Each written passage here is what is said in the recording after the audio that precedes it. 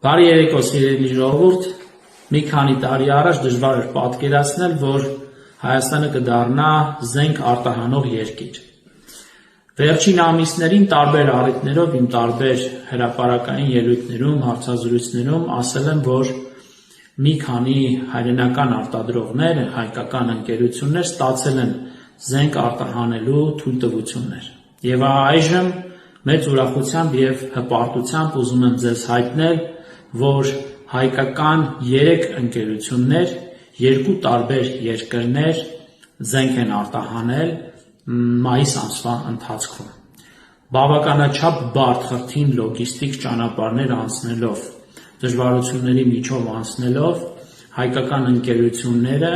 կարողացել են հասնել նպատակային կետին։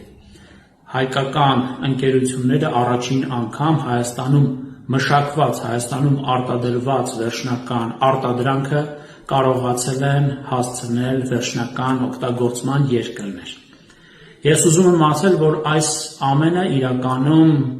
վերջին տարիներին հանդիսացել է Հայաստանի Հանրապետության կառավարության երազանքը և ռազմավարական առաջնահերթություններից մեկը։ Հենց սա էր պատճառը, որ կառավարությունը վերջին տարիներին միլիարդավոր դրամների ներդրումներ է կատարել և ապագայում ևս շարունակելու է կատարել այդ մեծածավալ ներդրումները ռազմարդյունաբերության ոլորտում։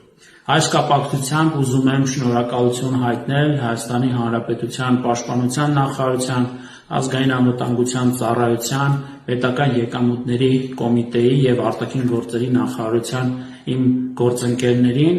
բավականաչափ աջակցող լինելու այս ողջ գործընթացում, ինչպես նաև խորին շնորհակալություն հայտնելով հենց հայրենական արտադրողներին, ռազմարդյունաբերողներին, որոնք օրնիբուն վերջին տարիներին աշխատել են, հայկական ինժեներական միտքը գեներացվել է և այն վերածվել է վերջնական արտադրանքի և արտահանվել է Հայաստանից, ինչպես նաև բոլոր այն գործընկերներին, որոնք այդ ողջ գործընթացում աջակցել են թե Հայաստանի Հանրապետության կառավարությանը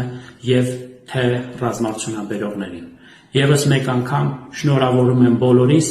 և ընդամենը ուզում եմ հիշեցնել, որ սա մի մեծ ու երկար ճանապարհի սկիզբն է։ Շնորհակալություն։